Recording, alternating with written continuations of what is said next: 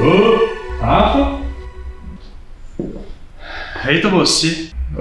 E aí, cara? O que aconteceu, bicho? Você sumiu? Foi mal, cara, mas eu tô com uma preguiça danada. Preguiça de atender o telefone, de responder mensagem? O que aconteceu? Você tava tão animado ultimamente, lendo pra caramba, saindo com o pessoal, tava todo feliz. Cara, tava mesmo, mas... Eu até li muita coisa bacana ultimamente, mas aquele vazio que as crônicas de Arthur deixou em mim realmente tá foda. Pô, aquele era bom mesmo. Mas você já caçou os outros do Cornel pra ler? Pera, tem outros? Não é possível. Lógico que tem, ele escreveu outras coisas. Nossa, eu vou pesquisar agora. Pra sua sorte eu tô com um livro do Cornel aqui. Por que você tá andando com isso aí no bolso? Nunca se sabe quando vai precisar de um livro do Cornel, então sempre sai de casa com um deles. Tá bom, tá. Valeu em todo caso. Vou começar a ler essa trilogia aí agora. Não, mas esse aqui não é uma trilogia. Só tem esse. Pelo contrário. As Crônicas Saxônicas tem 13 volumes. 13! Fala galera, sejam muito bem-vindos para mais um vídeo no canal. E hoje trago para vocês a primeira resenha literária de 2023. E eu não poderia começar esse ano sem falar de Bernard Cornwell. As Crônicas de Arthur, do Bernard Cornwell, foi a minha primeira resenha aqui no canal. E foi o meu primeiro vídeo do canal. É um dos vídeos que eu mais gosto até hoje. Então, se você não conferiu, eu vou deixar o card aqui para você conferir ela também. E através dela, o Cornwell se tornou um dos meus autores favoritos de todos os tempos. Se não, o meu favorito. E eu fiquei interessadíssimo em ler mais coisas dele. Depois das Crônicas de Arthur, o que mais me chamou a atenção foi esse cara aqui.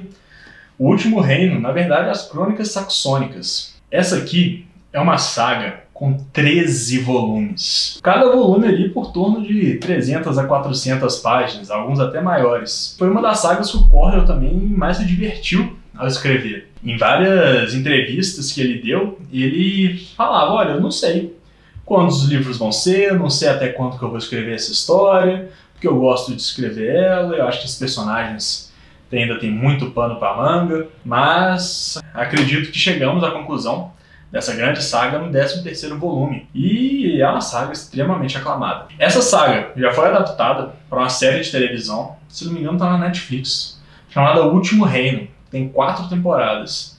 E essas 4 temporadas contemplam os 13 volumes. Então eu obviamente não assisti para falar para vocês o que eu achei, porque eu não quero tomar spoiler dos livros. Mas deixa eu contar um pouco mais sobre esse cara daqui. O porquê que o Cornwell escreveu esse livro é muito interessante também. Cornwell é um historiador.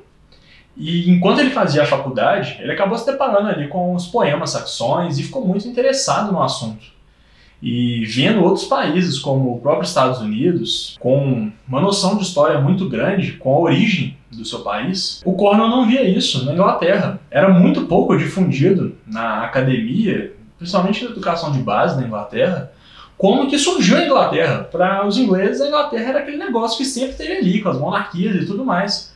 Mas não, nem sempre foi assim. E foi a partir daí que o Cornwell começa a criar essa história. O cenário é no ano de 866 d.C.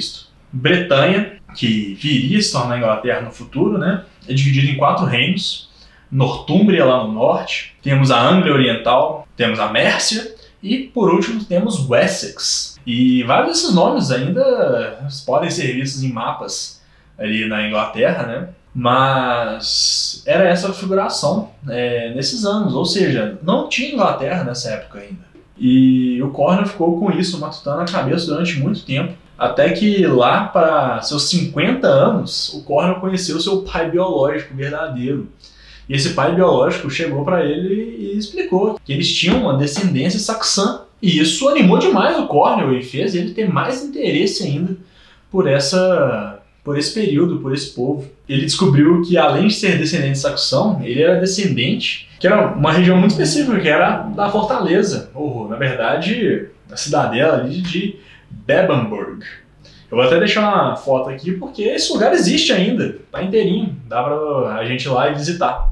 Mas bem, então Cornwell já tinha a missão. Tinha que escrever essa história, que contaria como era a origem da Inglaterra, e também ele queria traçar ali um pouco das suas origens. Então ele criou esse protagonista vindo e nascido dessa fortaleza em Bebbanburg. E bem, quem é esse protagonista? Esse protagonista se chama Osbert. Ele é o segundo filho de Uhtred, o senhor, o Ealdorman de Bebbanburg. E Ealdorman é como se fosse o título de nobreza ali da área, meio parecido com, tipo, um barão, um alto lorde, que não é rei, mas tem o controle sobre aquela região. E Osbert é o segundo filho desse cara. O filho mais velho, o irmão mais velho de Osbert, se chama Uhtred. Porém, em 866, com as invasões dinamarquesas, que obviamente vindo do norte, iam atacar a Nortúmbria primeiro, que era onde ficava Bebbanburg. E o pai e o irmão de Osbert morrem. E antes de morrer, o pai do Osbert o nomeia Uhtred, porque como seu irmão tinha morrido, cabia ao filho mais velho vivo ter o nome do pai. Então, a partir desse momento, Osbert se transforma em Uhtred. Depois que sua família é morta e todo o local ocupado por dinamarqueses, Uhtred é sequestrado. Ele é sequestrado por alguns motivos. Primeiro que ele demonstrou uma grande coragem no campo de batalha, mesmo sendo somente uma criança. E Ragnar, que era o responsável pela morte de sua família, gostou muito disso. E posteriormente acabou descobrindo que o Uhtred era um nobre, que agora ele era o Ealdorman de Bebbanburg. E que isso poderia vir a calhar no futuro, em alguma negociação. E eu falei Ragnar aqui, muitos de vocês devem ter atinado. Porque Ragnar é um nome extremamente popular hoje em dia na cultura pop, principalmente quando a gente fala de Vikings. Ragnar é o protagonista da série Vikings, né? Apareceu em diversas outras histórias sobre o assunto. E ele também aparece em vários videogames. Eu acho que o maior destaque deles é o Assassin's Creed Valhalla, que conta justamente esse período histórico. E foi até interessante, porque eu conversei com o meu amigo Vitor e meu amigo Manuel. E eles jogaram no jogo, estão jogando o jogo e estão gostando bastante. E eu tava conversando com eles, animados sobre o livro, né? E eles falaram, olha, tem esses personagens aqui no jogo também. Eu fiquei, nossa, meu Deus, tem que jogar isso. Estou mega animado para começar essa jogatina. Mas bem, Ragnar sequestra Uhtred. Só que ele acaba tomando afeição pelo garoto e cria ele como se fosse seu próprio filho, não mais como prisioneiro, mas como família. E Uhtred acaba ficando bastante feliz com isso. E feliz por diversas razões. Uma delas é porque Uhtred era um péssimo cristão. Ele vivia sob a tutela de um padre chamado Beoca. E esse Beoca sofreu demais na mão do Uhtred, porque Uhtred se recusava a aprender a ler e escrever, se recusava a participar dos rituais cristãos, se recusava a mostrar interesse pelo próprio cristianismo. Ele era uma criança e ele via o mundo com uma lente bastante infantil. Então ele via o cristianismo como uma religião de gente fraca mesmo, que era focada ali naquele arrependimento, naquela lamentação o tempo todo. Ele realmente desgostava disso. Então, quando os dinamarqueses chegam e apresentam para ele a religião pagã, que adora Odin, adora Thor, que são emblemas de força, vitalidade, de coragem, e que não necessitam de grandes rituais cheios de frufru para poderem serem adorados, Uhtred se alegra demais com isso e se vira um grande adepto da religião pagã. Eu tô falando vikings dinamarqueses aqui também, que é uma coisa importante da gente conversar. Aqui na história, o Cornwell ele foca bastante em chamar esse povo de dinamarqueses e não de vikings, por uma diferença muito particular. Os vikings, eles eram conhecidos pelos saques e pelas pilhagens. Eles iam no lugar, destruíam tudo, pegavam o que era de valor e voltavam para suas terras. Ao contrário da visão que temos dos dinamarqueses. Os dinamarqueses, apesar de serem o mesmo povo viking, quando são chamados dinamarqueses, é porque eles estão indo a essas terras fazer os saques, pilhagens e tudo mais, só que eles estão indo para ficar. Eles estão fugindo ali da região da Dinamarca, estão fugindo do norte, porque querem terras mais prósperas, que eles tenham a possibilidade de ter melhor colheita, agropecuária e também instalar para suas próximas gerações viverem naquele local. Então é por isso que o Cornwell chama eles de dinamarqueses aqui. E bem, Uhtred se desenvolve e acaba virando um homem ao lado dos dinamarqueses. Ele faz amizade com todo mundo ali. Ele realmente trata os filhos de Ragnar como se fossem seus próprios irmãos. Porém, por circunstância do destino, Uhtred acaba tendo que largar os dinamarqueses e ir para o lado saxão. E ele acaba lutando contra os dinamarqueses pelos saxões. E um dos fatores que levou Uhtred a fazer essa virada foi o rei Alfredo. E Uhtred odeia Alfredo de todo o seu coração. Inclusive, aqui no verso do livro, ele fala isso, que odeia o Alfredo. Então não é segredo para ninguém. Mas quem que é Alfredo? Alfredo é o rei de Wessex, aquele reino que fica mais embaixo, ali na Bretanha. E Alfredo é um cristão fervoroso. E o Uhtred acaba enxergando o Alfredo como se fosse um cara meio fraco, meio frágil, porque o Alfredo era um cara bem magrinho, ele tinha uma dieta extremamente restrita, sem temperos, uma comida bem nojentinha assim, porque ele era um cara muito doente também. Então ele não podia comer ali o que todo mundo comia. E ele fazia intervalos o tempo todo para fazer suas rezas, suas preces. E por Uhtred ser um Ealdorman, apesar de não praticante, o Alfredo insistiu para que ele fosse alfabetizado, que ele soubesse ler, soubesse escrever. E também Alfredo demonstrou bastante interesse no conhecimento que o Uhtred tinha sobre os dinamarqueses, principalmente sobre a marinha dinamarquesa, porque Wessex era um reino que tinha pouquíssimos barcos, quase nenhum. Inclusive, todos esses barcos foram construídos depois que as invasões dinamarquesas começaram.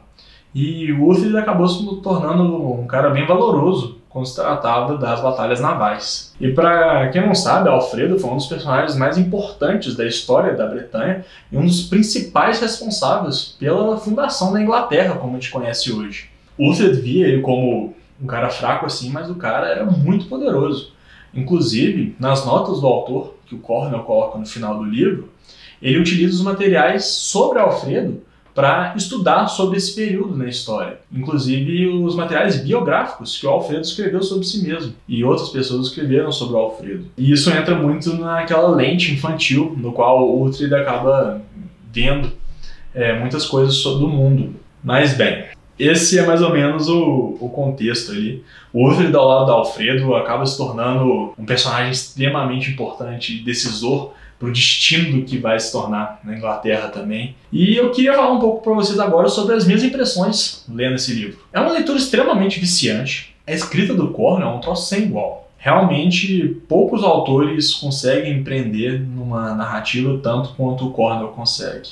Os diálogos deles são extremamente ácidos, são extremamente engraçados quando tem que ser engraçados também. Mas acho que o que mais chama a atenção, o que mais brilha aos olhos, são as descrições de combate, que são simplesmente maravilhosas. Não tem como você ler as cenas de combate desse livro aqui e não se sentir sufocado dentro delas, junto dos dinamarqueses ou dos saxões, nas paredes de escudo, nas grandes batalhas, nas invasões de castelos. Realmente é uma leitura muito imersiva. E o Cornwell ele faz uma coisa com um brilhantismo muito grande, que são os ganchos. Você sempre acaba os capítulos do livro querendo ler mais. Você fala assim, não é possível que esse capítulo terminou desse jeito. Vou ter que ler mais um. Aí você acaba, vou ter que ler mais um. Acaba, vou ter que ler mais um. E quando você viu, você ficou horas ali lendo e nem viu o tempo passar. O Cornwell coloca personagens fantásticos nesse livro aqui também. Personagens realmente muito vivos, muito ricos também em personalidade, em carisma. Alguns destaques são o próprio Padre Beoca, temos a Brida, que é uma garota que também foi sequestrada pelos dinamarqueses, mas acabou se tornando uma grande amiga do Uhtred. Temos o próprio Ragnar, que é um cara incrível também.